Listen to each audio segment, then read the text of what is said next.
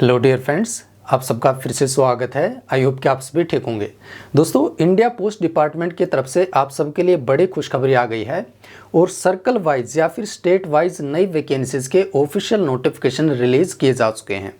जैसे कि आप अगर हरियाणा राज्य से हैं तो भी आप अप्लाई कर सकते हैं। बिहार के लिए भी वैकेंसी बताए गए हैं, राजस्थान के लिए भी, छत्तीसगढ़ के लिए भी, पंजाब के लिए भी, नॉर्थ ईस्टर्न स्टेट्स के लिए भी, राजस्थान वगैरह अदर जितने भी स्टेट या सर्कल हैं तो सभी के लिए वैकेंसीज का ऑफिशियल नोटिफिकेशन आ चुके हैं और इनमें अच्छी खासी वैकेंसीज भी रिलीज कर दी गई हैं। अगर पदों की बात करें कि कौन कौन सी पोस्ट के लिए वैकेंसी निकाली गई हैं तो एमटीएस मीन्स की मल्टीटास्किंग स्टाफ के लिए, जो कि जीडीएस से अबोव पोस्ट होती है। अगर आप ग्रामीण डाक सेवक लगे हुए हैं तो भी आप अपना एप्लीकेशन फॉर्म आप अप्लाई कर पाएंगे। तो जीडीएस से जो बड़ी पोस्ट है एमटीएस, तो एमटीएस के लिए फॉर्म अप्लाई कर सकते हैं। पोस्टमैन के लिए वैकेंसीज आ चुके हैं, साथ साथ में मेल गार्ड के लिए भी वैकेंसीज आ चुकी हैं। इससे पहले और भी वैकेंसी निकाली गई थी जो कि पोस्टल असिस्टेंट और शॉर्टिंग असिस्टेंट की वैकेंसीज निकाली गई थी, जो कि एसएससी के थ्रू भी वैकेंसी निकाली गई थी, जिसके लिए फ्रेशर कैंडिडेट भी फॉर्म अप्लाई कर सकते हैं। तो उनके एप्लीकेशन फॉर्म भी अभी एक्टिव हैं।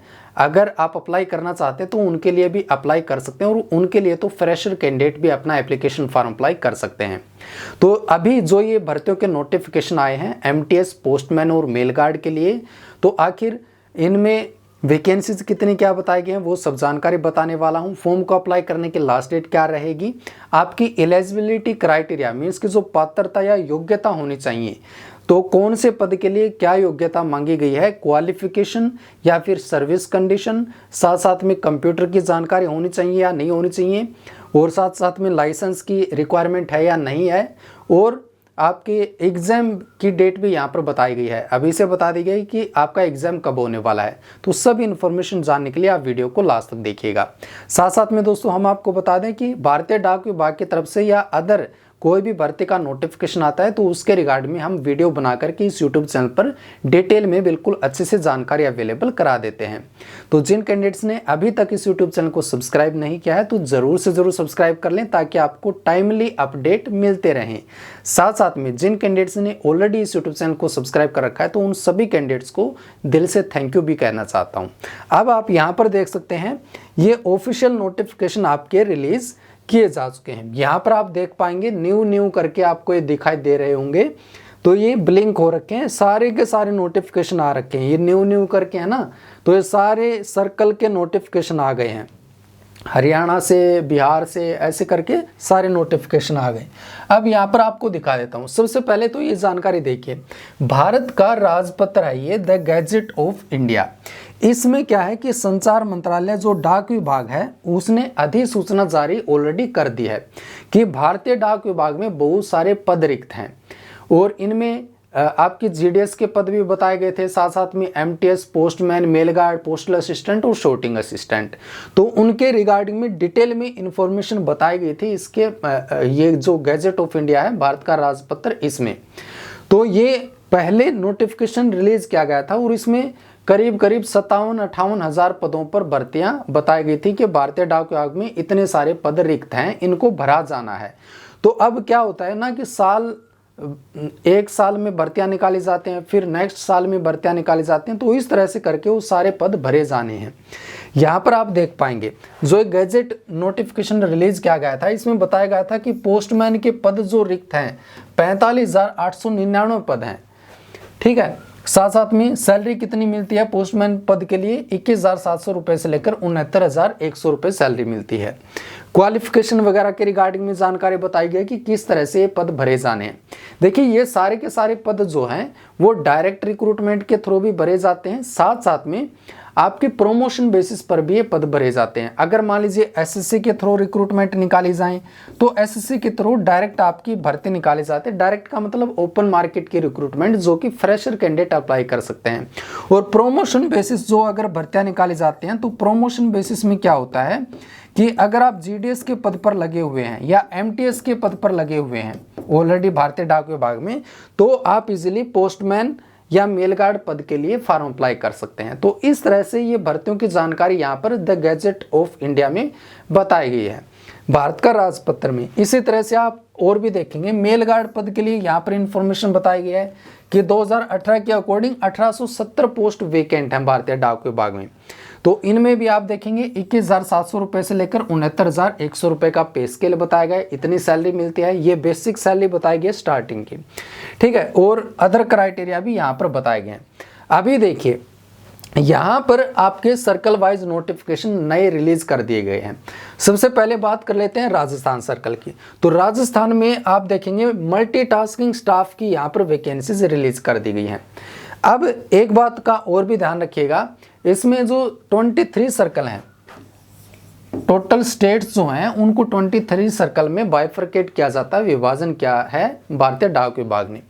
अब इनमें एमटीएस की वैकेंसी बताई गई है, एमटीएस और साथ में पोस्टमैन और मेल गार्ड के लिए, ठीक है। तो अभी इन्होंने सारी की सारी वैकेंसी अपडेट नहीं की हैं। जैसे कि फॉर एग्जांपल राजस्थान में एमटीएस की वैकेंसीज तो इन्होंने बता दी कि 28 वैकेंसीज हैं एमटीएस पद के लिए, लेकिन पोस्टमैन मेल गार्ड की बात करें तो इन्होंने ऑफिशियल नोटिफिकेशन में ये जानकारी मेंशन कर रखी है कि अभी आप फार्म तो अप्लाई कर सकते हैं, लेकिन जो वैकेंसीज हैं वो बाद में हम अपडेट कर देंगे, ठीक है। तो इस बात का आपको ध्यान रखना है। तो किसी सर्कल में एमटीएस की वैकेंसी बताई गई है, किसी सर्कल में पोस्टमैन मेल गार्ड की बताई गई है, एमटीएस की नहीं बताई गई। तो वैकेंसी सारी की सारी अभी पूरी तरह से अपडेट इन्होंने नहीं की हैं, लेकिन ये जरूर मेंशन कर रखा है कि हम बाद में अपडेट कर देंगे, फॉर्म अभी आप अप्लाई कर लीजिए।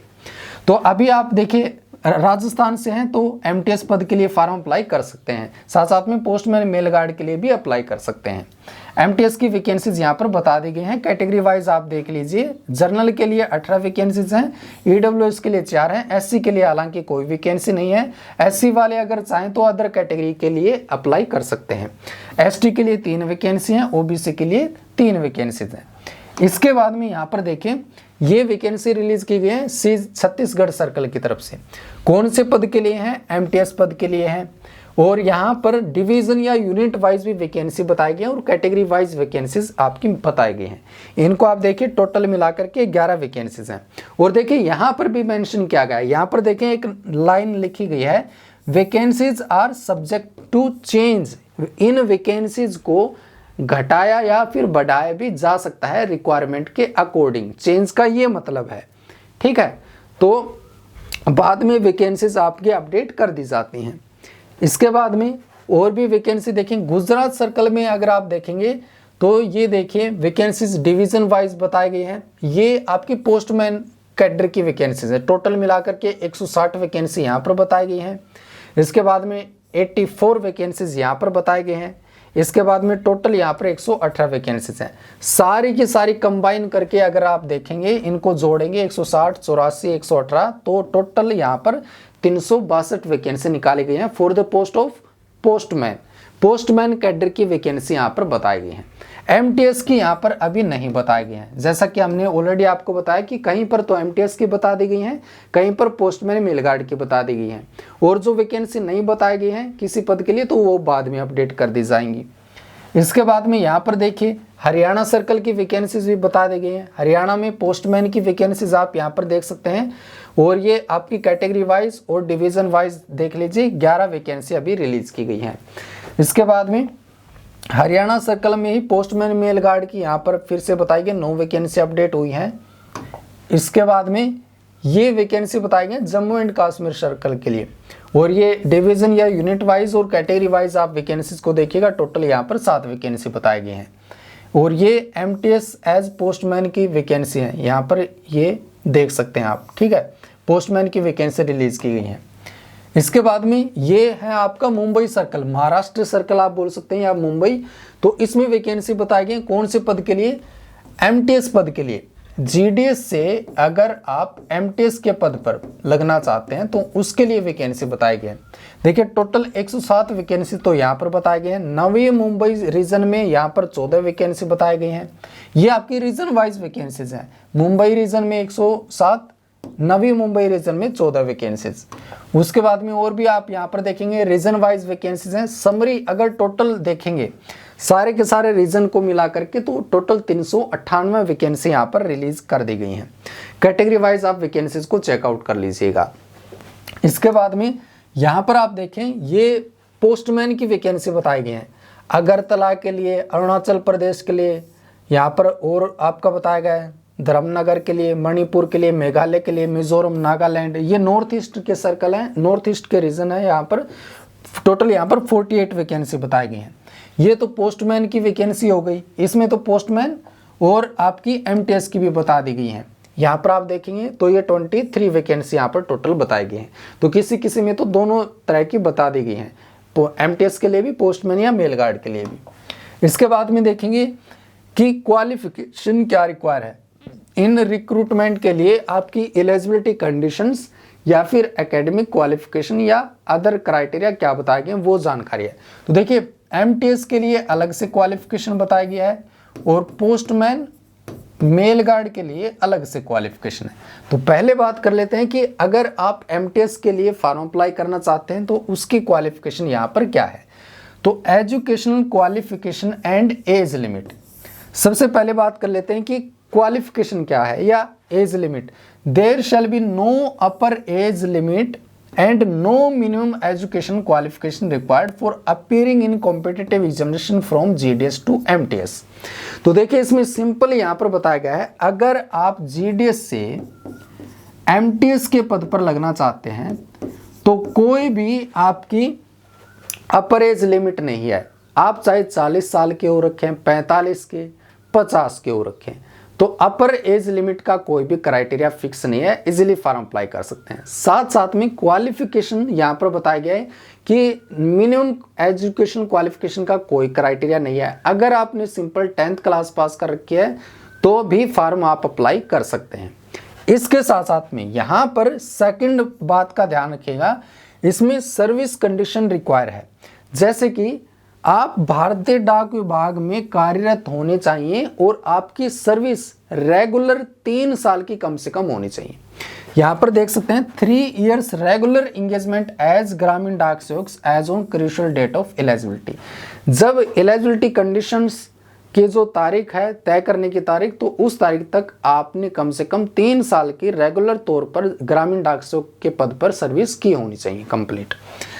थर्ड यहाँ पर है any other eligibility condition specified in the recruitment rules shall also apply. तो रिक्रूटमेंट के जो रूल्स हैं तो वो अदर रूल्स भी इस रिक्रूटमेंट पर अप्लाई होने वाले हैं, लेकिन जो बेसिक या मेन एलिजिबिलिटी क्राइटेरिया है वो हमने आपको बता दिए। एज लिमिट का अपर कोई भी क्राइटेरिया नहीं है, 10th क्लास पास वाले अप्लाई कर सकते हैं, लेकिन साथ साथ में GDS के पद पर आपकी कम से कम 3 साल की सर्विस होनी चाहिए, तभी आप अप्लाई कर पाएंगे इसके लिए। तो ये बात होगी MTS के लिए। बात कर लेते हैं पोस्टमैन और मेल गार्ड पद के लिए। तो यहाँ पर देखिए एजुकेशन एंड अदर क्वालिफिकेशन, सबसे पहली बात यह देखिए पोस्टमैन मेल गार्ड की है। सबसे पहले बताया गया कि आप 10th क्लास पास होने चाहिए किसी भी रिकॉग्नाइज इंस्टीट्यूशन से या किसी भी स्कूल से। सेकंड यहाँ पर है knowledge of working on computer, computer की जानकारी आपको होनी चाहिए। कंप्यूटर एप्लीकेशंस जो भी होते हैं MS word, excel, PowerPoint, paint वगैरह, या इंटरनेट की नॉलेज आपको बेसिक जानकारी होनी चाहिए। हालांकि कोई भी डिप्लोमा सर्टिफिकेट अलग से रिक्वायर नहीं है, ठीक है। थर्ड यहाँ पर है knowledge of local language of concerned postal circle और डिवीजन। जिस भी पोस्टल सर्कल या डिवीजन के लिए आप फॉर्म अप्लाई करना चाहते हैं तो उस स्पेसिफाइड पोस्टल सर्कल या डिवीजन की एक लोकल भाषा होती है, तो उस लोकल भाषा के सब्जेक्ट की आपको जानकारी होनी चाहिए। इसके बाद में 4th नंबर पर है possesses a valid licence to drive 2 wheeler और लाइट मोटर व्हीकल।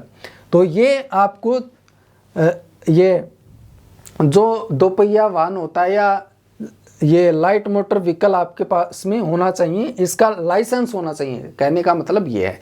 लेकिन साथ साथ में एक और बात यहाँ पर बताया गया, पॉइंट D आपको कंसिडर करना है for the post of postman, या जो पोस्टमैन के पद का कैडर है उसके लिए यहाँ पर बताया गया है कि अगर आपके पास में नहीं है अभी ये ड्राइविंग लाइसेंस तो भी आप अप्लाई कर सकते हैं, लेकिन जब आपकी अपॉइंटमेंट हो जाएगी तो उसके बाद में आपको 5 साल में, कम से कम 5 साल में तो ये आपको ऑब्टेन कर लेना होगा, अपना लाइसेंस बनवा लेना होगा।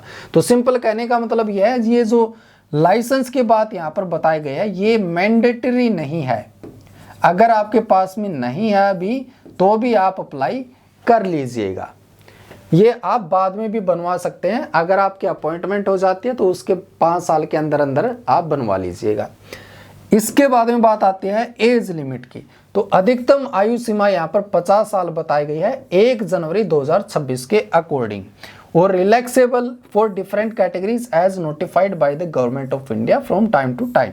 तो गवर्नमेंट ऑफ इंडिया के अकॉर्डिंग जो अपर एज में छूट मिलती है वो आपको सरकार के नियमानुसार मिलेगी। कैटेगरी वाइज जैसे कि SC/ST को 5 साल की मिलती है, OBC को 3 साल की, PWBD को 10 साल की छूट मिलती है, तो वो आपको अलग से छूट भी मिलेगी।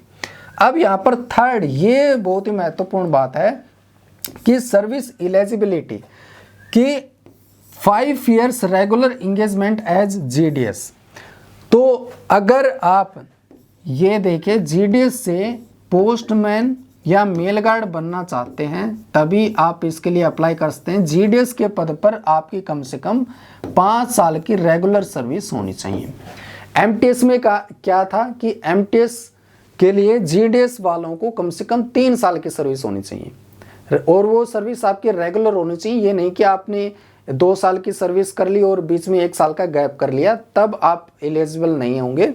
रेगुलर सर्विस आपकी मांगी जाती है। इसी तरह से अगर आप GDS से पोस्टमैन मेल गार्ड बनना चाहते हैं तो आपके रेगुलर कम से कम 5 साल की सर्विस होनी चाहिए। तो यहाँ पर एलिजिबल, ये जो सर्विस एलिजिबिलिटी है तो इसको भी कंसिडर अवश्य करना होगा। ठीक है, ये जानकारी हो गई आपकी क्वालिफिकेशन की for the post of MTS as well as postman and mail guard पद के लिए। इसके बाद में बात कर लेते हैं कि आखिर फॉर्म को अप्लाई करने की स्टार्टिंग लास्ट डेट क्या है, एग्जाम की तारीख क्या है, एडमिट कार्ड आप कब से डाउनलोड कर पाएंगे। तो नोटिफिकेशन देखिए कब आ चुका है, 1 जून को आ चुका है, मंडे के दिन। अब देखिए लास्ट डेट क्या रहेगी इस फॉर्म को अप्लाई करने की, जो कि आपका डिविजनल ऑफिस या कंट्रोलिंग यूनिट पर आपको अपना एप्लीकेशन फॉर्म सबमिट कराना होगा, जिसकी लास्ट डेट है 22 जून 2026। ठीक है, इसके बाद में यहाँ पर आप देखिएगा एग्जाम की डेट यहाँ पर बताया गया 12 जुलाई 2026 संडे के दिन आपका ये एग्जामिनेशन कंडक्ट कराया जाएगा, और इससे कुछ ही दिन पहले 6-7 दिन पहले आप अपना एडमिट कार्ड डाउनलोड कर पाएंगे। मीन्स कि 6 जुलाई 2026 से इसके लिए आप अपना एडमिट कार्ड डाउनलोड कर पाएंगे। ठीक है दोस्तों, तो और इसका एक और इम्पोर्टेंट बात आती है कि एग्जाम जो होगा आपका, इसका पैटर्न क्या रहेगा, exam pattern as well as आपका सिलेबस क्या रहेगा। तो ये जितनी भी फाइल हैं ये आपको हमारे टेलीग्राम चैनल पर मिल जाएंगी, जहां पर डिटेल में आप ये नोटिफिकेशन तो चेकआउट कर ही पाएंगे, साथ साथ में इसका एग्जाम का पैटर्न और सिलेबस वगैरह भी अच्छे से चेकआउट कर पाएंगे।